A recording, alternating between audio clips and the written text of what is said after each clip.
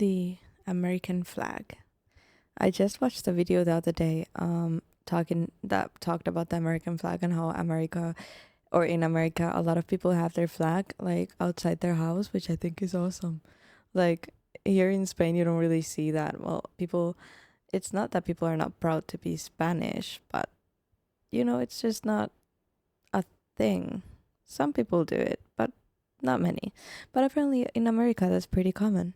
So that's cool. And by the way, welcome to my channel. Today we're going to be reacting to Star-Spangled Banner as you've never heard it. Let's see what this video is about. He penned a song that I'm sure you're aware of. You've seen it. It's in most hymnals throughout our churches. It's called the National Anthem. It is our song as an American. We go, however, to a ball game. We stand in our church services and we sing the words of that song, and they float over our minds and our lips, and we don't even realize what we're singing. Most of us have memorized it as a child, but we've never really thought about what it means. Let me tell you a story. Ah, okay. I thought that this video was about the flag, honestly. But apparently this is the name of the national anthem. I'm not American, so I didn't know that. I'm sorry. I'm not very well educated, but so yeah, okay, let's continue. Francis Scott Key was a lawyer in Baltimore. The colonies were engaged in vicious conflict with the mother country, Britain. Because of this conflict and the protractedness of it, they had accumulated prisoners on both sides. The American colonies had prisoners and the British had prisoners. And the American government initiated a move. They went to the British and they said, let us negotiate for the release of these prisoners. They said, we want to send a man out to discuss this with you. They were holding the American prisoners in boats about 1,000 yards offshore. And they said, we want to send a man by the name of Francis Scott Key. He will come out and negotiate to see if we can make a mutual exchange. On the appointed day in a rowboat, he went out to this boat and he negotiated with the British officials. As if it wasn't scary enough to be a prisoner, imagine being a prisoner on a boat. Where like in that time, I'm guessing people weren't very thoughtful towards prisoners. Like you're on a boat in the middle of the ocean with people that don't like you as a prisoner. Oh, hell no. No.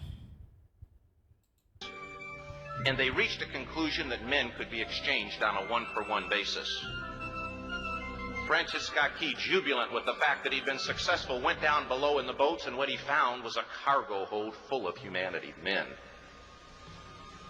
And he said, men, I've got news for you tonight. You're free. He said, tonight I have negotiated successfully your return to the colonies. He said, you'll be taken out of this boat, out of this filth, out of your chains. As he went back up on board to arrange for their passage to the shore, the admiral came and he said, we have a slight problem. He said, we will still honor our commitment to release these men, but it'll be merely academic after tonight. It won't matter. And Francis Scott Key said, what do you mean? He said, well, Mr. Key, he said, tonight we have laid an ultimatum upon the colonies.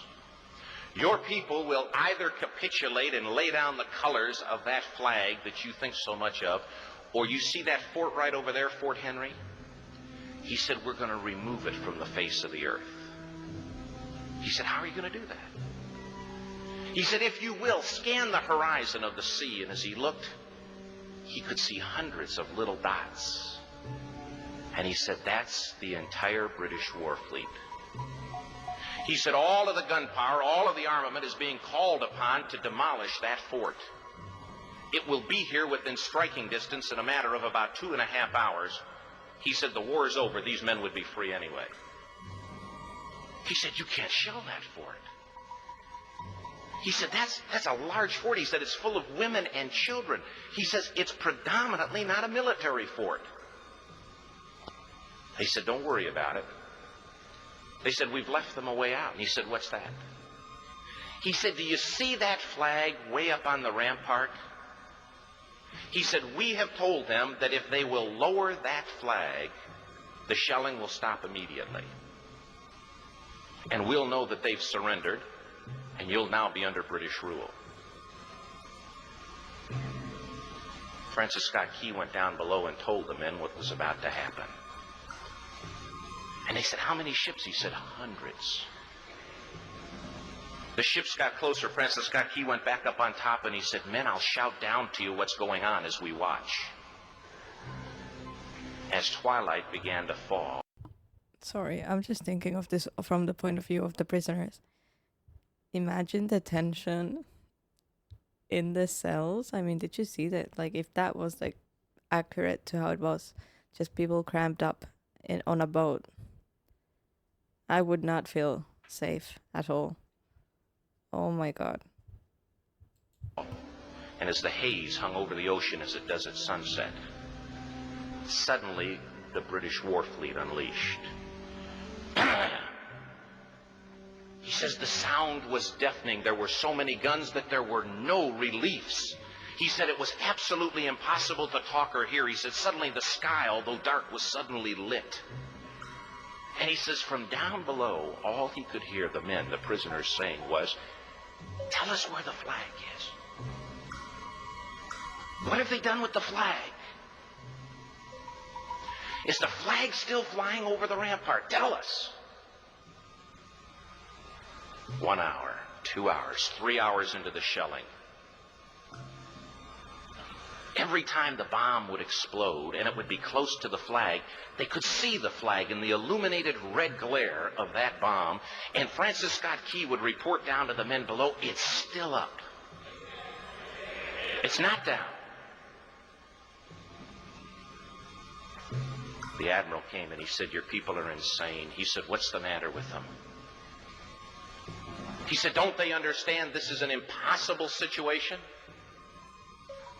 Francis Scott Key said he remembered what George Washington had said. He said the thing that sets the American Christian apart from all other people in the world is he will die on his feet before he'll live on his knees. Do you know how quick I would have put that flag down? I'm so sensitive. I would hear the first words the other man said. Like, I would get threatened and the flag would already be down. I would see them walking up to me to talk to me.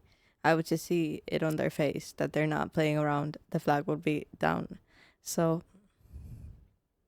respect, honestly. Respect. I wouldn't be able to do that if I was in charge. I'd just be like, okay, whatever you say. The admiral said, we have now instructed all of the guns to focus on the rampart to take that flag down. He said, we don't understand something. Our reconnaissance tells us that that flag has been hit directly again and again and again, and yet it's still flying. We don't understand that. But he said, now we're about to bring every gun for the next 3 hours to bear on that point. Francis Scott Key said the barrage was unmerciful. All that he could hear was the men down below praying. The prayer, God, keep that flag flying where we last saw it. The sunrise came. He said there was a heavy mist hanging over the land, but the rampart was tall enough. There stood the flag, completely nondescript, in shreds. The flagpole itself was at a crazy angle, but the flag was still at the top.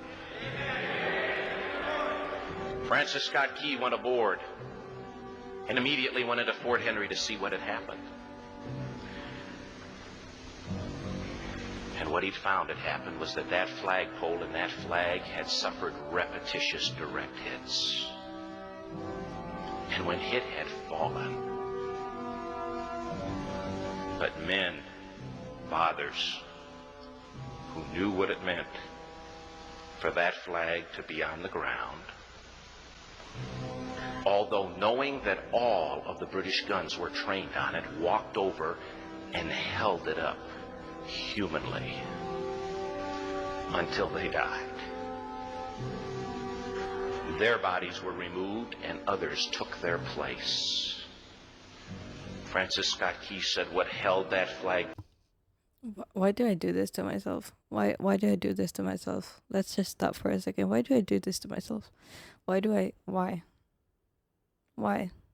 History is interesting, but every time I hear like people dying, it's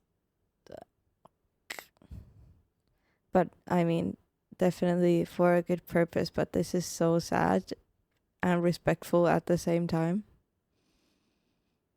Like, imagine the people there doing this knowing it's for like something bigger and better, but how selfless you have to be able to do that, it's insane. And you don't know what the result will be, but you kind of know you did the right thing. It's heartbreaking. Place at that unusual angle were patriots' bodies. He penned the song, "Oh, say can you see by the dawn's early light what so proudly we hailed at the twilight's last gleaming? Or the rocket's red glare, the bombs bursting in air, gave proof through the night that the flag was still there. Oh, say, does that Star-Spangled Banner yet fly and wave o'er the land of the free and the home of the brave? The debt was demanded. The price, it was paid." Oh, say, can you see by the dawn's early light what so proudly we hailed at the twilight's last gleaming, whose broad stripes and bright stars through the perilous fight o'er the ramparts we watched were so gallantly streaming, and the rockets break through, the bombs bursting in air, gave proof through the night that our flag was still there. Oh, say, does that Star-Spangled Banner yet wave o'er the land of the free and the home of the brave? Oh, say, does that Star-Spangled Banner yet wave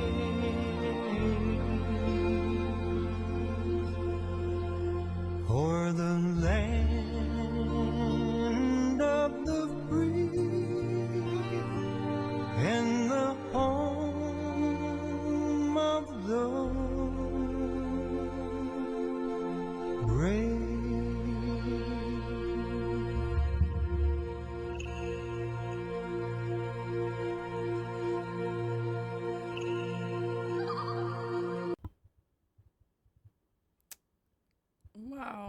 Wow. This national anthem covered a whole new meaning for me. I've never listened to the words, really, because obviously I'm not American, like I said. Um, and I've heard the song various times, and I kind of knew the lyrics, but now that I know this story, it's a whole different thing. I wonder if like Americans know the story. Oh, well, obviously they will do, but it's odd that we haven't been taught this, for example, in history class, because it seems like a pretty important thing, like in history. But wow, comment down below if you knew this. If you're from America, did you know this? Is this like common knowledge that I just didn't know about? Wow, wow. I have a whole new respect for this song now. That's cool. That's pretty freaking cool. I feel proud. I'm not even American. I feel proud. I feel proud for you guys. But hey, thanks for joining me for this video. Please like, subscribe, and I'll see you all in the next one. And bye.